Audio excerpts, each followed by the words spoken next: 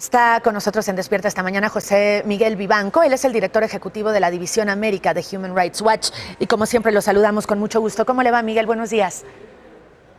Muy buenos días, un placer estar con ustedes. ¿Qué pasó en materia de derechos humanos en las protestas ayer en Cuba? ¿Qué tienen registrado ustedes?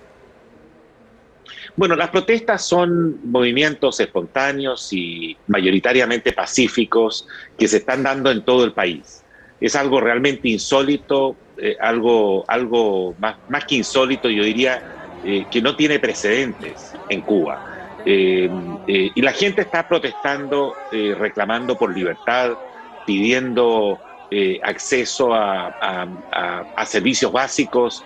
Indudablemente que estas protestas están generadas por las condiciones económicas, sociales, que son muy precarias. La pandemia ha agudizado la situación en Cuba, pero también están reclamando por libertad y por justicia en Cuba, algo que no han logrado, no han tenido durante 60 años. Y el régimen cubano ha decidido reaccionar sobre la base de la represión. La seguridad del Estado está presente masivamente en el país, están controlando el acceso a Internet, las redes sociales son fundamentales para que la gente pueda oxigenarse, organizarse y al mismo tiempo visibilizar los abusos. Estamos teniendo dificultades para el acceso a la sociedad civil en Cuba, a los intelectuales, a los periodistas, a los artistas que han encabezado hasta ahora esta movilización que hoy día me parece masiva y podría resultar también, lamentablemente, en hechos de represión brutal y masivas a lo largo y ancho del país. De tal modo que es muy importante la reacción que pueda existir de gobiernos de democracias que tienen influencia en Cuba, como por ejemplo México, España, Argentina. Es importante que esos gobiernos se manifiesten y le insten al gobierno cubano, a Díaz-Canel, a abstenerse de usar la fuerza bruta para reprimir estas manifestaciones. Miguel, buenos días. La represión es una forma habitual de estos regímenes de combatir estas manifestaciones de la gente, pero al mismo tiempo el presidente cubano hace una invitación a la gente que le es afín para que salga a las calles. Habla de combatir, habla de dispuestos a todos, invitando a la gente que le es afín a salir y confrontar a los que no están. Esta situación de enfrentar a la población no es muy peligrosa. Es extraordinariamente peligrosa, es muy irresponsable por parte de Díaz-Canel. Recordemos que Díaz-Canel no tiene el carisma de los Castro. Es alguien prácticamente desconocido para el pueblo cubano.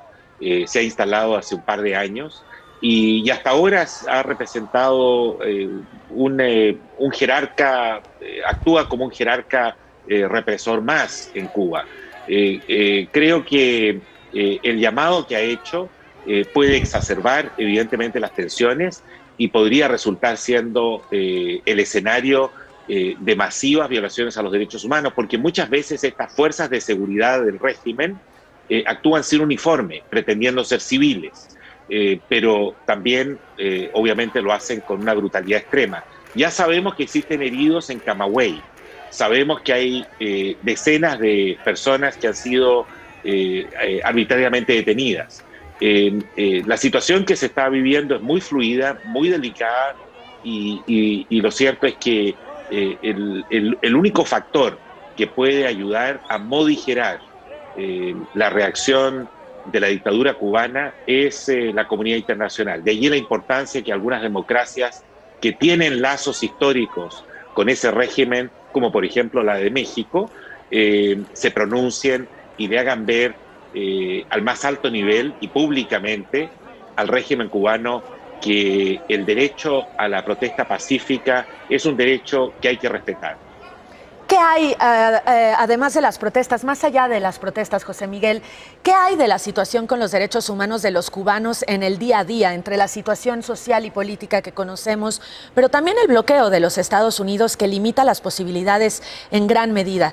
¿Qué hay del día a día de los cubanos y sobre todo cómo solucionar esto, no a corto plazo por las protestas, sino a mediano y largo?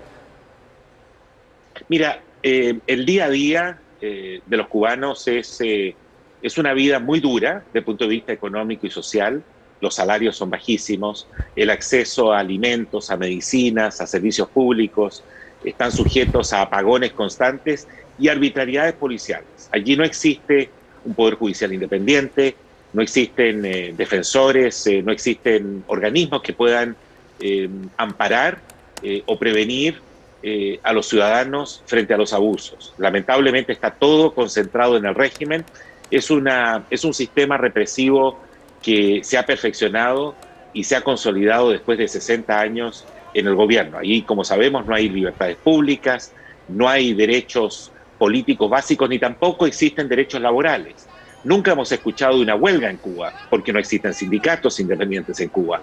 Ahora, el embargo de Estados Unidos a Cuba es un grave error, es una política que ha fracasado, es una política de sanciones unilaterales impuestas también por varias décadas, casi 60 años, que no ha tenido el más mínimo impacto y que es rechazado sistemática e universalmente por todo el mundo. Todos los años hay votaciones en Naciones Unidas. Esta vez la votación fue del 99.9% con la oposición de Estados Unidos y de Israel. El resto del mundo rechaza el embargo de Estados Unidos a Cuba, lo cual polariza la situación y hace muchas veces muy difícil que en países democráticos como por ejemplo México o Brasil o Argentina o Chile, la gente pueda examinar de una manera objetiva e independiente la falta de libertades y derechos fundamentales en Cuba, y muchos prefieren simplemente repetir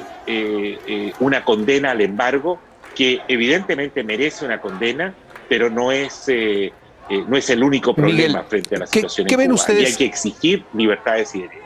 ¿Qué analizan ustedes que puede acabar primero en Cuba? ¿El embargo de los Estados Unidos o la dictadura? ¿Qué acaba primero? Mira, el futuro de la dictadura depende de los cubanos. Si esta movilización realmente cuaja y se extiende y se mantiene y se sostiene a pesar de la represión política, es probable que estemos ante un fenómeno nunca antes visto en Cuba en 60 años de dictadura. El embargo de Estados Unidos depende en la práctica del Congreso de Estados Unidos, pero para eso el actual gobierno debe jugar un rol importante para terminar por desmantelarlo.